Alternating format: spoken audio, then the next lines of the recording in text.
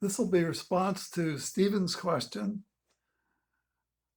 about my range of accommodation, self-measured. And that was from my video of 2013 after cataract surgery and everything settled out. Now, I told the surgeon that I would be happy with basically no accommodation because I could see clearly at 20 inches, and if necessary, I could use a $20 minus lens for driving a car at night, as long as I passed the required DMV test, which is 20/60 and 20/40. So Stephen asked the more complete question, what was my range of accommodation, since I was supposed to have none at all? And that's where I used a plus a half and plus 3/4 spherical.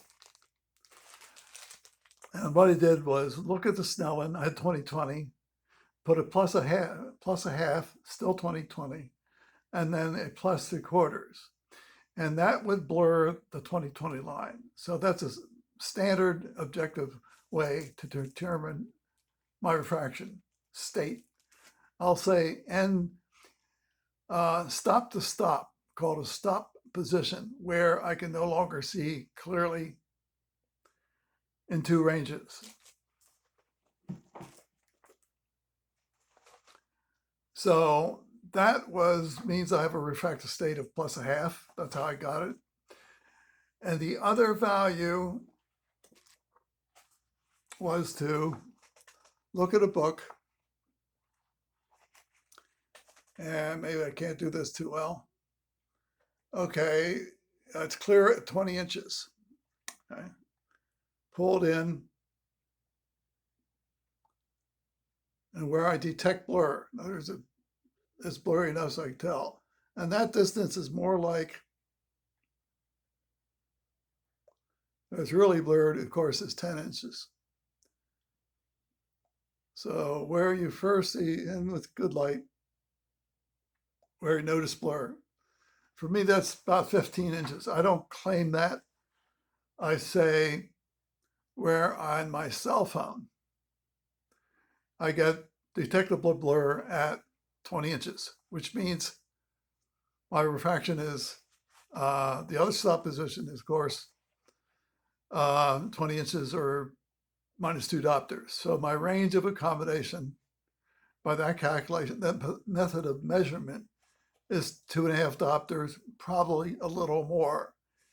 In effect, I don't need glasses. By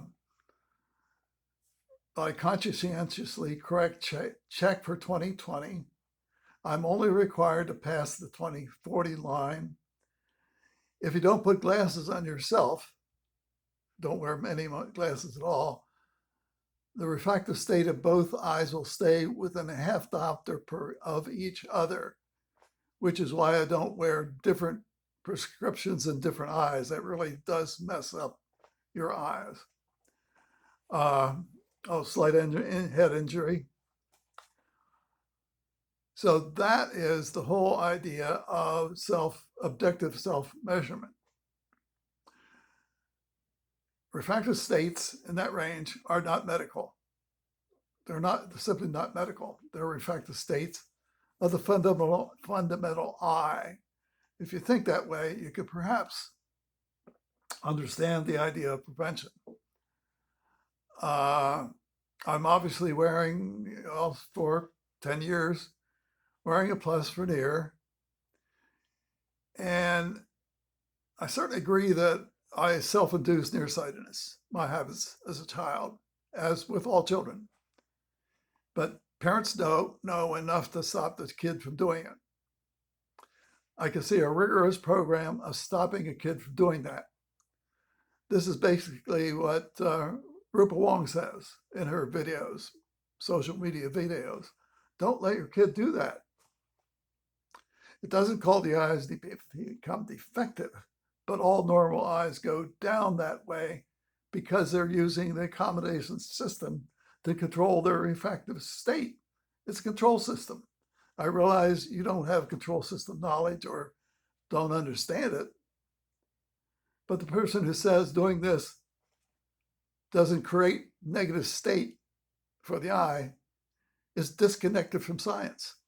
He's just totally, and that's optometry. They want to deny everything to maintain their professional position. Only Rope Wong doesn't do that. She just tells you, you let a kid do that, that kid's vision is going down.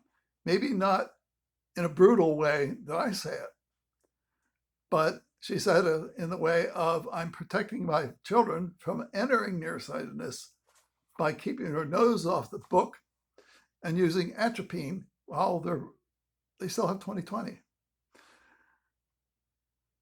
And this is what everyone refuses to understand. I don't even request an ophthalmologist to help me. Rupa could not have helped me. I've got to help myself.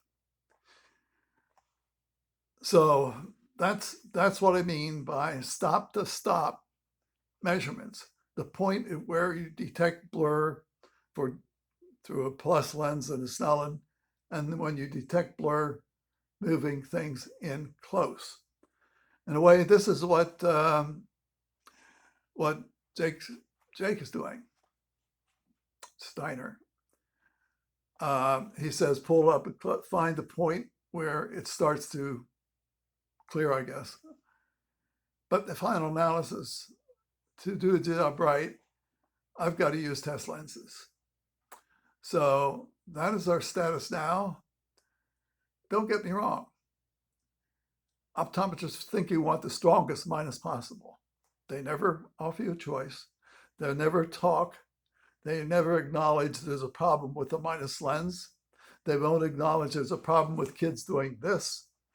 They want to pretend that they don't know the cause of nearsightedness or the cause why the refractive state of the completely normal eye changes from plus to minus because we're doing this.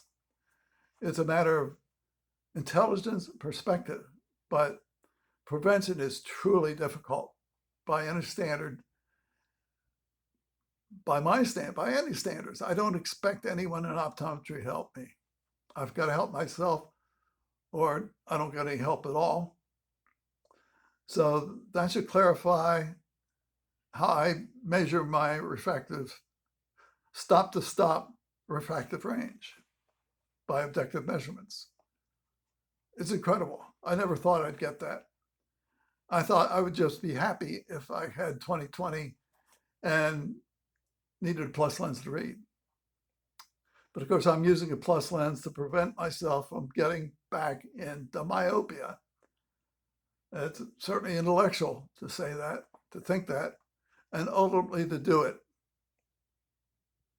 In a way, I apologize for my relatives for my scientific advocacy, but it was for their personal benefit, not for my benefit. At 8 diopters, my vision was destroyed. Couldn't do anything about it until cataract surgery got me to 20/50. And I could see if I could get my refractive states changed from -1 diopter to +0.5. So I hope that explains objective refractive measurements that I am making just to make sure I don't drift back into myopia. People who object to wearing the plus for prevention when they're 20/50 are not going to succeed. They're going to stay at 20/50. If you have a good scientific mind, you might be able to figure it out. But it means you're going to have to either accept and make your own measurements or never get out of it. And thanks, Stephen, for your questions. That's how we learn. Thank you.